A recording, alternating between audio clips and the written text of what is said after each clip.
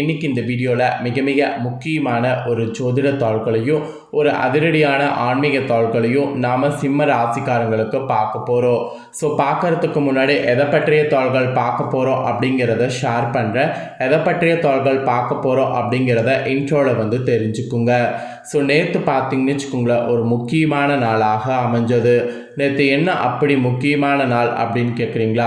நேற்று செப்டம்பர் மாதம் 21ஆம் தேதி, அதே போல் தமிழ் மாதம் 6வது மாதமான புரட்டாசியுடைய 5ஆம் நாள். அதே போல் நேற்று கிழமை ஞாயிற்றுக்கிழமை. ஸோ நேற்று வந்த ஞாயிற்றுக்கிழமை ரொம்ப எச்சரிக்கையான ஞாயிற்றுக்கிழமையாக இருந்தது. அதற்கு காரணம் என்னென்னா மகாலயபட்ச அமாவாசை தான்.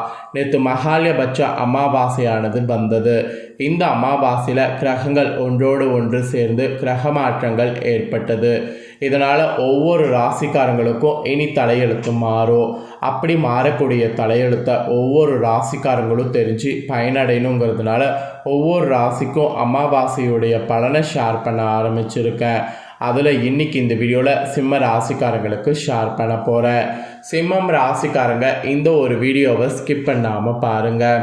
உங்களோட ராசிக்கு அமாவாசையினால் என்ன பலன் கிடைக்கும் அப்படிங்கிறத தெரிஞ்சு அதற்கேற்ப நடந்து பலன் பெறுங்க. அமாவாசை தான் முடிஞ்சிருச்சு, இப்போ என்ன அமாவாசை பலன் அப்படின்னு நீங்கள் கேட்கலாம். அமாவாசை முடிஞ்சாலும் அமாவாசையில் ஏற்பட்ட கிரக மாற்றங்கள் அடுத்த 10 நாட்களுக்கு இருக்குது. அதனால் அடுத்த 10 நாட்கள் கிரகங்கள் இந்த மாதிரி அமையிறதுனால ஒவ்வொரு ராசிக்காரங்களுக்குமே இப்படிப்பட்ட பலன்கள் தான் கிடைக்கும். அதை தான் ஒவ்வொரு ராசிக்காரங்களுக்கும் ஷேர் பண்ணுறேன். அதில் சிம்ம ராசிக்கும் ஷேர் பண்ணுறேன். சிம்மம் ராசிக்காரங்க இந்த ஒரு வீடியோவை ஸ்கிப் பண்ணாமல் பாருங்கள். உங்களுக்கான பலனை தெரிஞ்சு பலன் பெறுங்க. அதுக்கு முன்னாடி இந்த அமாவாசையான நேற்றே ஒரு பரிகாரம் செய்திருக்கணும். அதை செய்யலனாலும் ஒன்றும் பிரச்சனை இல்லை. இந்த வீடியோ பார்த்து இன்னிலிருந்து அமாவாசை பரிகாரம் இந்த மாதிரி செய்யுங்க. இதை நீங்கள் செய்கிறதுனால குறிப்பிட்ட அடுத்த அமாவாசைக்குள்ளே உங்கள் தலையெழுத்து மாறும். ஸோ அது என்ன செய்யணும் அப்படிங்கிற பரிகாரத்தை உங்களுக்கு இப்போ சொல்கிறேன். தெளிவாக அந்த பரிகாரத்தை இந்த வீடியோவில் முதல்ல தெரிஞ்சுக்குங்க. அதுக்கப்புறம் உங்களுக்கான பலனை அதிரடியாக இந்த வீடியோவில் பார்க்கலாம். ஆக்சுவலி இந்த அமாவாசையில் நேற்றே இந்த பரிகாரம் செய்ய ஆரம்பிச்சிருக்கணும். நேற்று செய்யலனாலும் இன்றிலிருந்து இனி வரக்கூடிய நாட்களில் செய்யலாம். ஸோ இந்த பரிகாரம் ஒரு பச்சரிசி பரிகாரம். ஆக்சுவலி உங்களுடைய வாழ்வில் தீராத கஷ்டம் என்ற ஒன்று கட்டாயம் இருக்கும். அந்த கஷ்டத்தை சரி செய்ய எவ்வளவோ இறை வழிபாடு செய்திருப்பீங்க, எவ்வளவோ வேண்டுதல்களும் நிறைவேற்றியிருப்பீங்க. ஆனால் உங்களுடைய கஷ்டத்திற்கு ஒரு தீர்வு கிடைத்திருக்காது. இப்பேற்பட்ட ஒரு துன்பம் விலக இந்த பரிகாரத்தை இன்றிலிருந்து செய்து பாருங்கள். நேற்று அமாவாசையாக இருந்தாலும் இன்றைக்கி செய்கிறதுல எந்த பிரச்சனையும் இல்லை. இந்த பரிகாரத்தை நேற்று துவங்கினாலும் சரி, இன்றைக்கி துவங்கினாலும் சரி. ஏன்னா அடுத்த அமாவாசை திதி வருவதற்கு நமக்கு டைம் இருக்குது. உங்களுடைய இந்த குறிப்பிட்ட தீராத துன்பத்திற்கு ஒரு தீர்வினை கடவுள் நிச்சயம் காண்பித்து கொடுப்பார். இந்த பிரச்சனைக்கு தான் இந்த பரிகாரம் செய்ய வேண்டும் என்ற எந்த கட்டாயமும் இல்லை. உங்களுடைய மனதிற்கு உங்களுக்கு சுமை தரக்கூடிய பாரம் எதுவாக இருந்தாலும் அதுவும் கஷ்டம்தானே, அதுக்காக இந்த பரிகாரம் செய்யலாம்.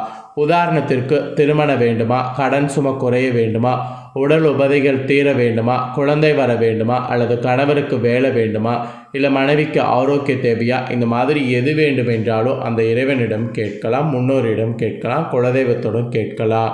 நிச்சயம் நீங்கள் கேட்டது உங்களுக்கு ஒரு மாதத்தில் கிடைத்துவிடும். அப்பேற்பட்ட பரிகாரம் தான் இது. இந்த பரிகாரம் செய்வதற்கு ஏதேனும் சிரமம் இருக்குமா அப்படின்னு கேட்டிங்கன்னா அதெல்லாம் எதுவுமே இல்லை. மிக மிக சுலபமான பரிகாரம் தான் இது. சரி, இப்போ எப்படி பண்ணுங்கிறத வாங்க பார்க்கலாம். நீங்கள் இந்த வீடியோ பார்த்ததுக்கு பின்னாடி தினமும் காலையில் சமைப்பதற்கு முன்பு ஒரு சின்ன டம்ளர் அளவு பச்சரிசி எடுத்து ஒரு பாத்திரத்துலையோ அல்லது ஒரு கேரி பேக்கில் சேகரித்து வர வேண்டும். இவ்வளவு தான் பரிகாரம். தினமும் அந்த பச்சரிசி எடுத்து அந்த பையில சேகரிக்கும் போது முன்னோர்களையும் குலதெய்வத்தையும் வேண்டிக் கொள்ள வேண்டும். அறிந்தோ அறியாமலோ ஏதேனும் பாவங்கள் செய்து இருந்தால், ஏதேனும் தவறுகள் செய்து இருந்தால் அதற்கான மன்னிப்பு கிடைக்க வேண்டும் என்று பிரார்த்தனை வைத்து கொள்ளுங்க. ஸோ இதை அடுத்த அமாவாசை வர வரைக்கும் செய்யணும். ஆக்சுவலி நேற்றே துவங்கி இருக்கணும், இருந்தாலும் பிரச்சனை இல்லை. இன்று இந்த பரிகாரத்தை செய்ய துவங்குங்க. தினம் தினம் ஒரு டம்ளர் பச்சரிசியை தனியாக சேகரிங்க. அடுத்த அமாவாசை நாள் அன்று குறிப்பிட்ட அளவு அரிசி சேர்ந்து இருக்கும் அல்லவா, அந்த அரிசியோடு 1/2 கிலோ வெல்லம் சேர்த்து 100 ml குறைந்தபட்சம் நெய் வாங்கி அந்த பச்சரிசியுடன் வைத்து யாராவது ஒருவருக்கு அதை அப்படியே தானம் கொடுத்து விட வேண்டும். அதிகபட்சம் உங்களால் எவ்வளவு நெய் வாங்கி கொடுக்க முடியும் என்றாலும் அந்த அரிசியோடு வைத்து அந்த நெய்யை தானம் கொடுக்கலாம். இவ்வளவுதான் பரிகாரம். தானம் கொடுத்து விட்டு திரும்பி பார்க்காம வீட்டுக்கு வந்து முகம் கை கால்களை அலம்பிக்கொண்டு உங்களுடைய வேலையை நீங்கள் செய்யலாம். இந்த பரிகாரத்தை மட்டும் ஒரு முறை செய்து பாருங்கள். உங்கள் வேண்டுதலானது உடனே பலிக்கும். எந்த கோரிக்கை நிறைவேற்ற வேண்டும் என்று அமாவாசை நாளில் இந்த பரிகாரத்தை இன்றைக்கி தூங்குறீங்களோ அடுத்த வேண்டுதல், அதாவது இந்த வேண்டுதலே அடுத்த அமாவாசை திதியில் படுத்திருக்கும். இதுதான் இந்த வேண்டுதலும் பிரார்த்தனைக்கும் உண்டான மகிமை. முன்னோர்களை குலதெய்வத்தை நினைத்து இந்த கைப்பிடி பச்சரிசி தானம் செய்வது தான் ரொம்ப சிறப்பு. நீங்கள் கொடுத்த இந்த தானம் உங்கள் கர்ம வினைகளை எல்லாம் கழித்து உங்களுக்கான நற்பலன்களை கொண்டு வரும். ஸோ நம்பிக்கை இருக்கிறவங்க நம்பிக்கையோடு இந்த பரிகாரம் செய்து பலன் பெறுங்க. ஸோ இந்த பரிகாரம் செய்கிறத பற்றி இப்போ சொல்லிட்டேன். இப்போ அமாவாசையில் உங்களுக்கு கிரகங்கள் சேர்ந்ததுனால என்ன மாதிரியான பலன்கள் கிடைக்குங்கிறத ஷேர் பண்ணுறேன். ஸோ என்ன மாதிரியான பலன்கள் கிடைக்கும் அப்படிங்கிறத உங்கள் ராசிக்கு தெரிஞ்சு அதற்கேற்ப நடந்து பயன் பெறுங்க. ஸோ சிம்ம ராசிக்காரங்க உங்களுக்கான பலன்கள் வாங்க முழுமையாக பார்க்கலாம். சிம்மம் ராசி மகம் பூரம் உத்திரம் ஒன்றாம் பாதத்தில் பிறந்தவங்களுக்கு நான் சொல்லக்கூடிய கணிப்பு கரெக்டாக இருக்கும். ஸோ சிம்ம ராசி இந்த நட்சத்திரத்தில் பிறந்தவங்க வீடியோவை ஸ்கிப் பண்ணாமல் பாருங்கள். ராசியில் சூரிய புதன் கேது, தனவாக்கு குடும்பஸ்தானத்தில் செவ்வாய், சுகஸ்தானத்தில் சந்திரன், கலஸ்தரஸ்தானத்தில் சனி வகரத்தோடு ராகு, லாபஸ்தானத்தில் குரு, அயனசயன போகஸ்தானத்தில் சுக்கிரன். இந்த மாதிரி கிரகங்கள் உங்களுக்கு வள வருது. கிரக மாற்றங்கள்னு பார்த்திங்கன்னா தனவாக்கு குடும்பஸ்தானத்திலிருந்து புதன் தைரிய வீரிய ஸ்தானத்துக்கு மாறுறாரு. இந்த கிரக மாற்றம் கிரகநிலைகள் இதனோட அடிப்படையில் தான் உங்களுக்கு அமாவாசை பலன்கள் குறிப்பிடப்பட்டிருக்கு. ஸோ என்ன பலன்கள் அப்படிங்கிறத ஷேர் பண்ணுறேன். என்ன பலன்கள் அப்படிங்கிறத தெளிவாக இந்த வீடியோவில் சிம்ம ராசிக்காரங்க இப்போ தெரிஞ்சுக்குங்க. உங்களுடைய பணிகளை அடுத்தவரிடம் ஒப்படைக்காமல் நேரடியாக செய்யக்கூடிய குணமுடைய சிம்ம ராசினருக்கு இனி வரக்கூடிய நாட்கள் எல்லா வகையிலையும் நன்மை உண்டாகும். அடுத்தவர்களுக்கு உதவுவதில் இன்ட்ரெஸ்ட் காட்டணும். நோய் நீங்கி உடல் ஆரோக்கியமானது உண்டாகும். எதிர்பாலினத்தரால் செலவுகள் உங்களுக்கு ஏற்படும். அதே போல் கோபத்தால் சில்லறை சண்டைகள் ஏற்படும். பணவரவுகள் கூடும். காரிய அனுகூலமானது உண்டாகும். அது மட்டும் இல்லாமல் தொழில் வியாபாரத்தில் இருந்த மந்த நிலையெல்லாம் மாறும். விற்பனையானது அதிகரிக்கும். பழைய பாக்கிகள் வசூலாவதில் வேகமானது காட்டினீங்கன்னா கண்டிப்பாக அந்த வேகத்துக்கேற்ப வசூலாகிரும். அப்புறம் உத்தியோகத்தில் இருப்பவர்களுக்கு புத்தி சாதுரியத்தால் வேலைகளை திறமையாக செய்து முடித்து பாராட்டு பெறுவீங்க. உங்களுக்கான பதவி உயர்வு கிடைக்கும். ஸோ கிடைச்ச பதவி உயர்வை மிஸ் பண்ணிடாதீங்க.